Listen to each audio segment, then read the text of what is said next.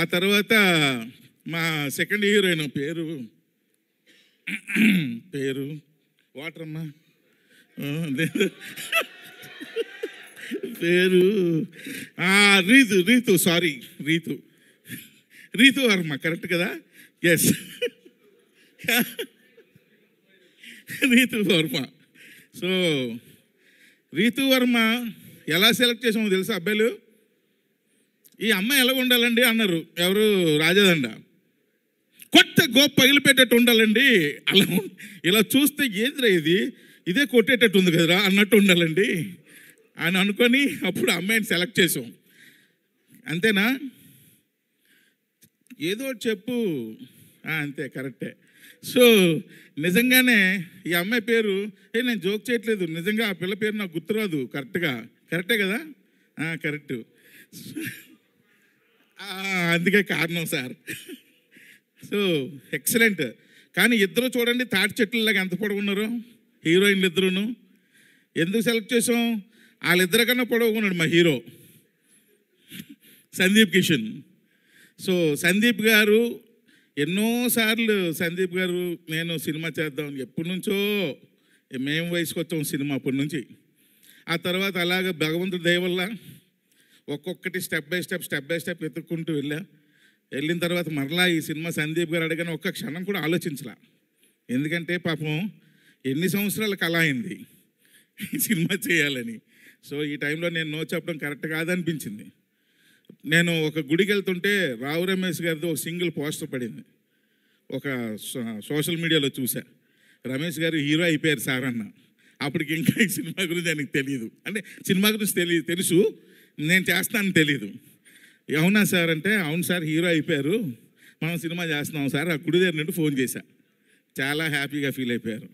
So anyhow ఈ మజాకా cinema నిజంగా ప్రసన్న గారు ఇందాలు చెప్పినట్టు అదే దాని అంతటా అదే వెళ్ళి అందరినీ పిక్ చేసుకుంది. రమేష్ ఇట్రా అమ్మా, లండన్లో ఏం చెప్తాను ఇట్రా, నువ్వేంది నీ గోలేంది ఇట్రా అని చెప్పి సందీప్ గారిని అందరినీ ఒక్కొక్కరిని పిక్ చేసుకొని అది మజాక లాస్ట్ అండ్ ఫైనల్గా ఎక్కడరా నాకు కొడక అని చెప్పి నన్ను ఒక్కటి తన్ని గేమ్లోకి తీసుకొచ్చింది. సో ఎందుకంటే అందరికన్నా మజాకా ప్రాజెక్ట్లోకి లాస్ట్ వచ్చింది నేనే. సో అలా ఈ సినిమా స్టార్ట్ అయింది.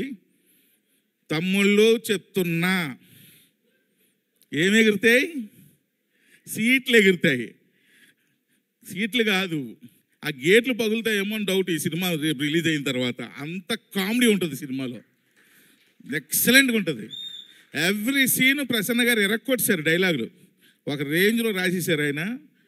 సో ప్రతి సీను అది ఇదని లేదు. అలాగే ఎమోషనల్ సీన్స్ కూడా రావు రమేష్ గారు, అంశు గారు ఒక సీన్లో యాక్ట్ చేశారు. అలాగే రావు రమేష్ గారు, మా పేరు మర్చిపోయాను, ఏం పేరమ్మా కొంచెం రీతు గారు అసలు ఎక్సలెంట్గా యాక్ట్ చేశారు.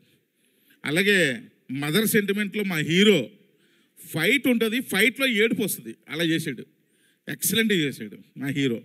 సో కాబట్టి పర్ఫార్మెన్స్లో ఎవరికెవరు తగ్గలేదు మూర్తి గారు.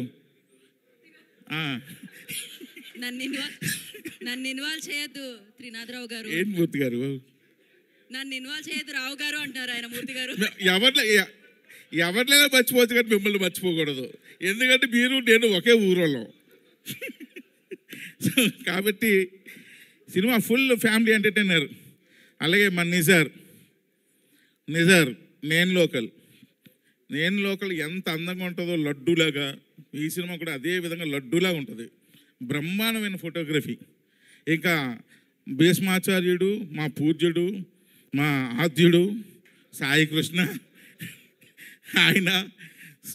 సో వీటన్నిటికీ మించి ఈరోజు రాజాదండ, నాకు రాజాదండ